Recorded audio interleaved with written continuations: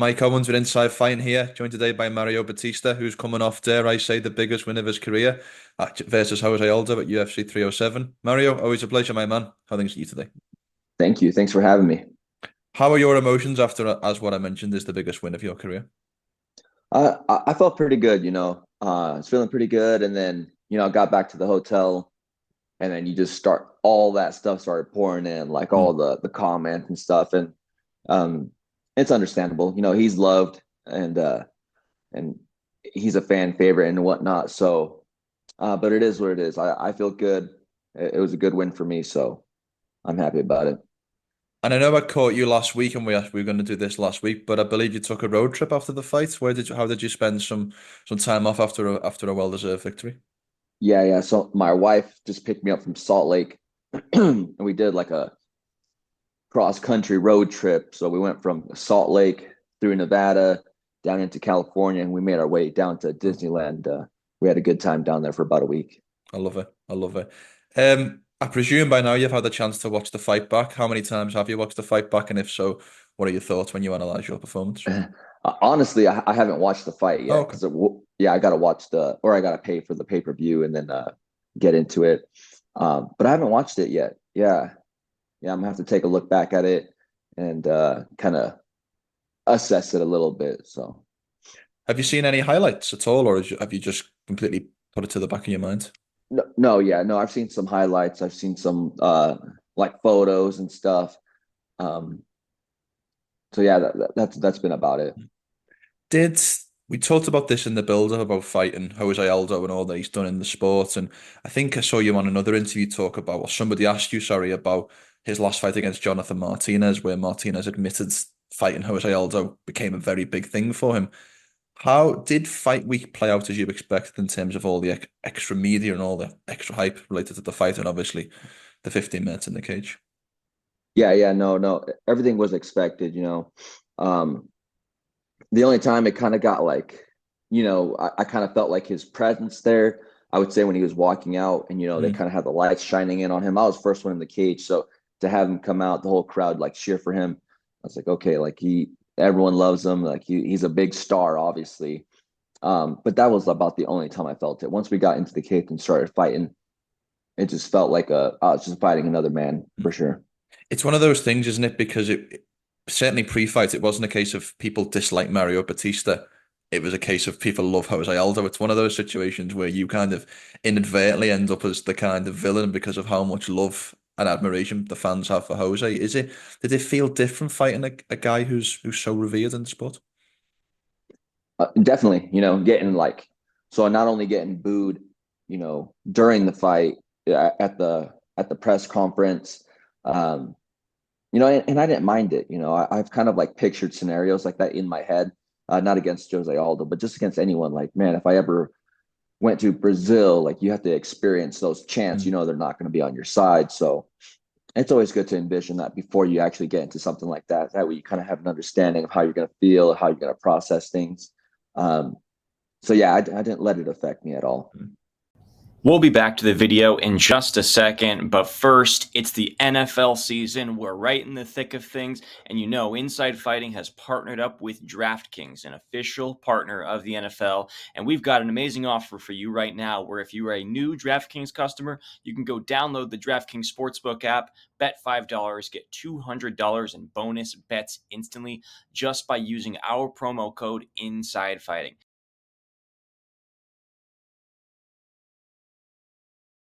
Have you ever had that out of interest where you've been kind of the villain? I mean, I was looking through your record and I couldn't find anything. As I mentioned, I saw you fight in Boston. That was a kind of neutral crowd against Blackshear. Have you ever had that before? No, no, and definitely not to that degree. If there ever was, but no, I don't remember ever getting booed like that or anything. Mm. So yeah, that was definitely the first time. We talked about this as well when we last spoke, and I said to you that there's people have beat Jose Aldo in different ways. I mean, Conor McGregor one punch KO'd and Max Holloway, Peter Yan kind of kickboxed him, and then obviously got the finish later on. Merab obviously used the clinch work and the takedown attempts to get the victory, and that seemed to be the closest previous game plan to the one that you employed. Why did you feel like that game plan was key to you getting this victory? It was just something I felt in the fight. I think once I got him pushed to the cage, and then I felt him there, and then like a few seconds in, minutes in, I started to realize, like, man, it's kind of easy to, I wouldn't say easy, but like he just stays on the cage, like, and I started to run through, like, okay, this is what Merab did, and this is why it made it look so easy to hold him up against here. So once I started to feel that, it's just something like you kind of go where the water flows easiest, you know what I mean? So that was kind of my mindset, the adjustments I made in the fight. So like I said, that's just was the easiest for me. How much of the takedown threat was part of the game plan going in? Oh, it was a big threat, just always mixing in with the striking, getting in, and not, like I even said in interviews before, like I think it's going to be very hard to take him down, but I'm not going to let that stop me from trying. You just have to keep on mixing it up a little bit. So yeah, that was my game plan. I think I've seen the stat in his last 3 fights, his opponents have gone 0-28 when you consider yourself. I'm not sure if Martinez attempted any takedowns, and obviously Merab back in is the other fight in Salt Lake. Given your experience in the cage, what makes Jose Aldo's takedown defense so supreme, and what makes him so difficult to take down? I think he had good defense, good positioning, and then even if you did get in on something and try to get a lift or get him moving, he just had really good body awareness and balance. I could feel that, and I really, honestly, I haven't really felt that from a 35er. Usually, it's like the 55ers and like the bigger 45ers where I feel that, okay, this guy's hard to take down. He has good balance, good collegiate wrestlers. So, it's all experience. It's something, I gained from that fight, and moving forward, I think I'll be a lot better. Obviously, most of his career was at featherweight. Did he feel like a featherweight in there, and how did his power compare to other opponents? He definitely felt pretty strong. I wouldn't say he was like too big, but he definitely felt strong. Not so much in the clinch. That's where it gets a little bit weird. Like he didn't feel too strong in the clinch, just had good positioning. So definitely in the striking, he had pretty good, strong like framing. Even when I would, throw strikes at his guard, it was you could tell like he was pretty sturdy. So but that's all expected. He's a former champion, like a Hall of Famer. He's went undefeated for 10 years. He has so much experience. So like I said, that's kind of expected. 100%. Split decisions are always a tense moment for fans. They're obviously the most tense for the two fighters in the cage at that moment. What's going through your head when you at the point where you recognize that this is a split decision and one judge has gone your way and one judge has gone against you and potentially two cut off? Yeah, no, it was definitely like nerve-wracking. I felt like I won the fight, but it's just like anything he did during the fight, like the crowd would cheer, like if he would swing and miss, anything. So I was worried like that was gonna like sway the judges and kind of get them on his side. So I don't know. Like I said, I felt like I won the fight, and so once they gave me the nod, like I felt like it was right. And then you alluded to it a little bit earlier, but as I'm sure you're aware, there's been quite a bit of online backlash. I think a little bit too much, if I'm being totally honest, but that's kind of the nature of MMA Twitter these days. But what have you made of the backlash to the fight, to the actual, let's say, the performance itself, and was that something that you expected? No, definitely didn't expect it to this degree. I knew like people loved him and everything, so it almost feels like a lose-lose with some of these fans, like the casuals and whatnot.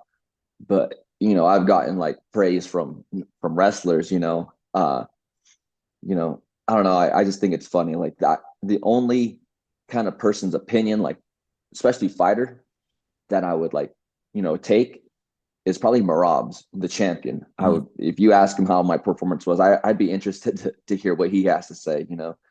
So I don't know. I have my support, my friends, my family. They all support me. They think I did great. So that's all that matters. Why do you feel like the fans were particularly hard on you? Because we do see fights with a lot of we do see a lot of fights won through clinch work and takedowns. That's something that's common in the sport. And why do you feel like the fans have been so kind of aggressive towards your performance? One, because it's Jose Aldo, Mm. a legend, and I think two, you just kind of stifle his striking. You kind of shut down Aldo, and everyone wants to see what Aldo, throw his Mm. strikes and have an amazing performance, and I kind of shut that down from them. And then three, I think I was the betting favorite going to that fight, so I'm sure a lot of money was on Mm. Aldo, and I think a lot of people lost the money. You've been one of those fighters. I think back to your Ricky Simone win back in January, and I can't remember the fight exactly, but if I remember correctly, that was a fight that was won primarily on the feet. Mm-hmm. Do you feel like you could have beat Jose Aldo in a strictly striking affair, or do you feel like you needed to mix in the takedown at some point, whether it be to affect his gas tank or just to kind of to win the time in the fight? I think it'd be very difficult to beat Aldo um, in a striking match in a 3-round fight. Like Mm. he has too much experience and it's too short of a time. He's very explosive. I think it'd be pretty difficult to beat him just strictly standing. And that's what he specializes in. So you kind of like want to take him away from that area. And then stylistically, it's just different. With Ricky Simone, Mm. obviously I don't want to go to the ground. He's a wrestler, a grinder. Mm. So I have to switch things around. Okay, keep it standing because I know I could beat him on the feet for sure. So going into this matchup, I have to kind of switch things around. Okay, I have to get the takedown. So yeah, that's just pretty much it. That was always the Tyron Woodley thing when Tyron Woodley was champion. He went from securing takedowns against Stephen Wonderboy Thompson to stuffing all of Damian Maia's takedowns in his next title defense. How important do you think it is to be multiverse and to be able to, when you need to take it, keep it striking and stuff someone's takedowns, and then when you also need to be able to take it to the ground? No, I think it's very important. You have to be versatile in there. And then when you're going into camps, you have to see who you're fighting. You have to adjust accordingly and make it through, do that throughout your camp. And then even in the fight, if things don't go your way in an area you thought you were going to win, you have to be able to adjust. You have to turn from like a striker Mm. to a wrestler or, jujitsu or a clinch, whatever it is.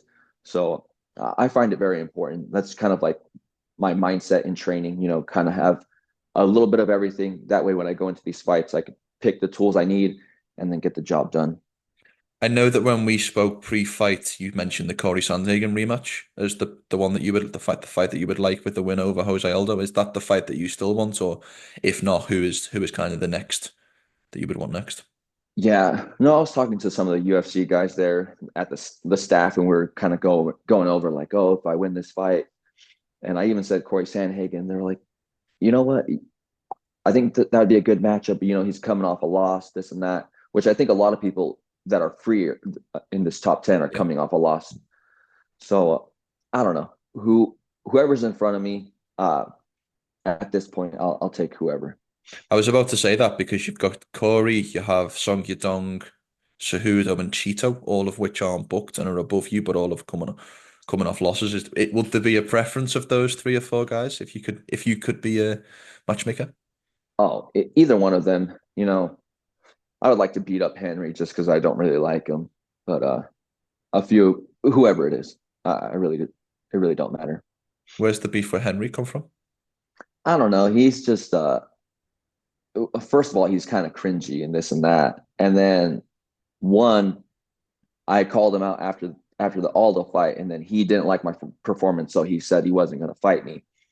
But at the same time, uh, he's coming off 2 losses, and he's already, um, you know, turned down the fight with me before Aldo. So for him to say that, it is just, I think he just doesn't want to fight some of the younger guys and whatnot. I don't know. I just don't like him. Do you think, given how the last fight played out and given the clinch and the takedown threat, you'll be more likely to be matched up with a striker or a wrestler next? Or do you think it's just a case of whoever's next available on the date that suits you and your opponent? Whoever's next, whether it's wrestler or striker. If it's a striker, um, definitely learn from this fight Mm. and make some adjustments going to the next one.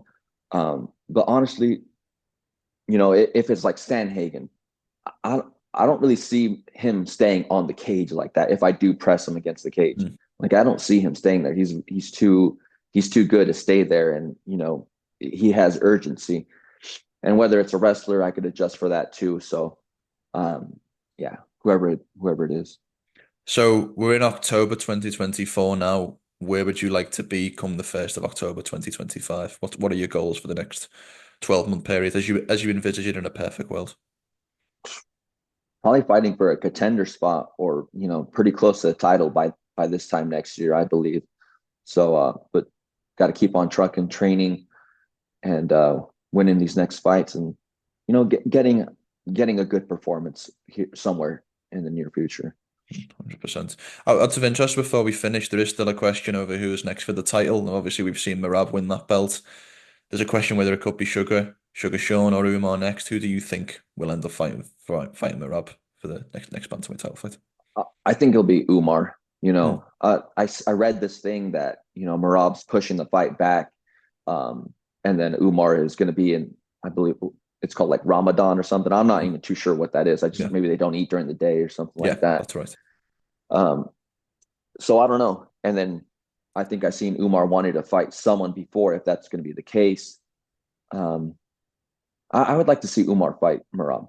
I think that'd be an interesting fight, exciting fight, and let Sean heal up with his surgery and get back in there, maybe against a striker. Um, but we'll see how things play out. Who would you give the edge to in that fight between Merab and Umar?